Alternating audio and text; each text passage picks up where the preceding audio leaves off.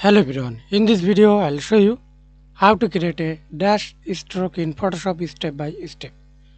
I already create a new canvas, then create a new layer, right click, use rectangle tool or rounded ellipse tool, polygonal etc. Then draw a rectangle without fill, stroke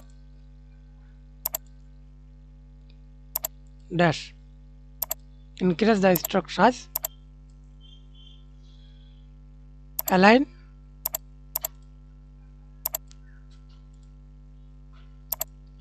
OK. Thanks for watching video. Please like, comment, share and subscribe to my channel.